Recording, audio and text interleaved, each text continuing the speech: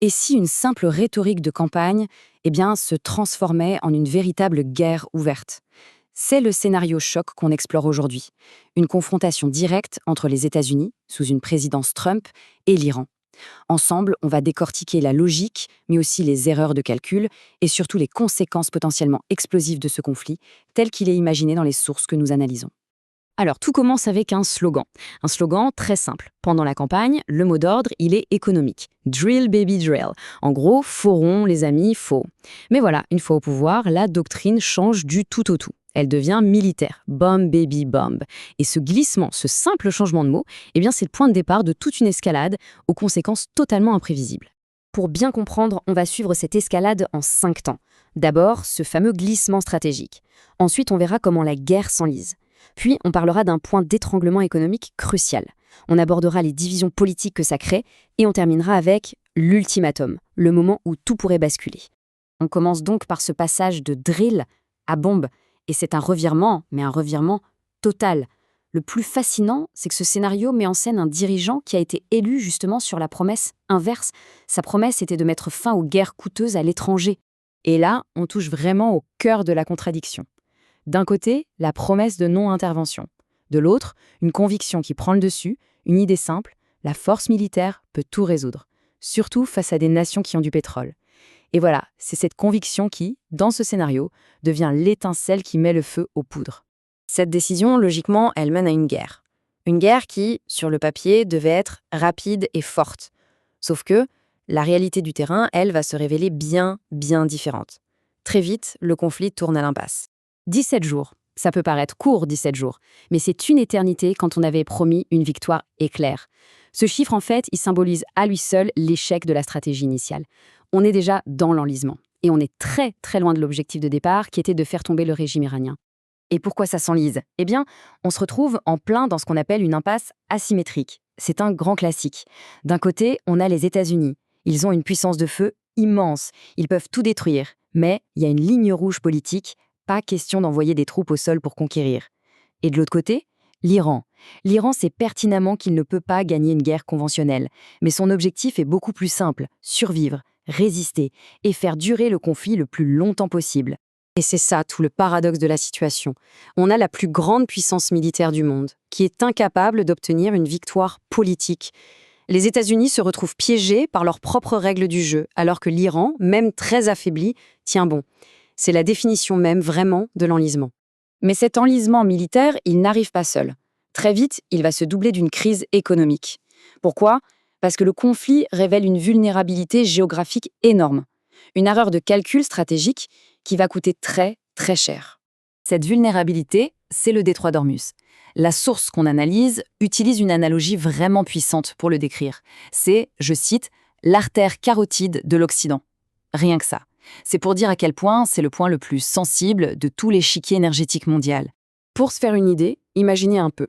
Entre 15 et 20% de tout le pétrole consommé dans le monde passe par ce tout petit couloir maritime.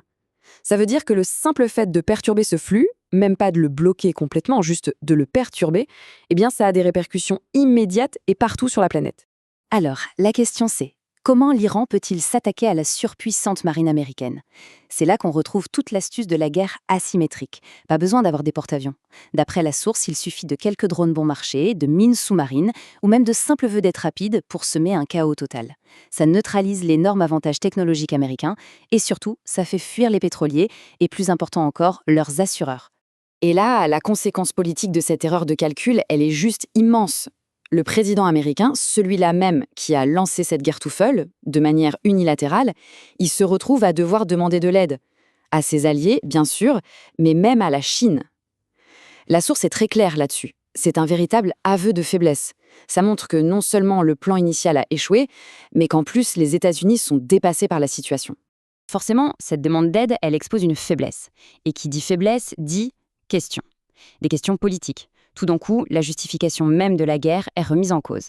Et là, des fissures commencent à apparaître, y compris au sein du propre camp du président.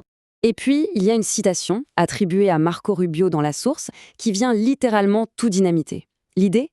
Les États-Unis ne seraient pas entrés en guerre pour se défendre eux-mêmes, mais pour protéger leur allié, Israël. Alors attention, peu importe que ce soit vrai ou faux. La simple existence de cette idée, de ce narratif, suffit à réécrire complètement le récit officiel du conflit.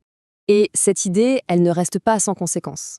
Elle provoque une vraie fracture idéologique dans sa propre base. D'un côté, on a la faction qu'on pourrait appeler interventionniste, celle pour qui le destin de l'Amérique est lié à celui d'Israël. Et de l'autre, on a la base isolationniste originelle, celle du America First. Eux, ils se sentent trahis et commencent à scander America First, not Israel First. La tension devient palpable.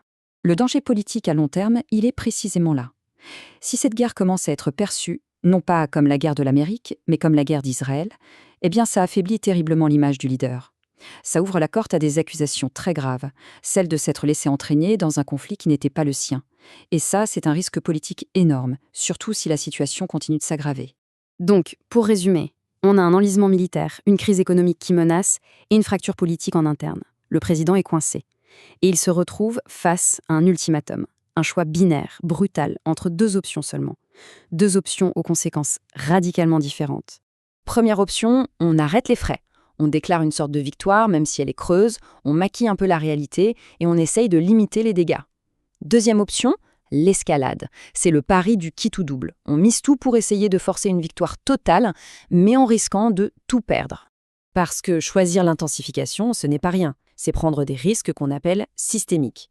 Concrètement, on parle d'une flambée des prix de l'essence qui pénaliserait absolument tout le monde, on parle d'une potentielle crise économique à l'échelle mondiale, et surtout, du danger immense que la guerre ne s'arrête pas là et s'étende à toute la région. Et c'est là vraiment que la source révèle l'enjeu ultime de tout ce scénario.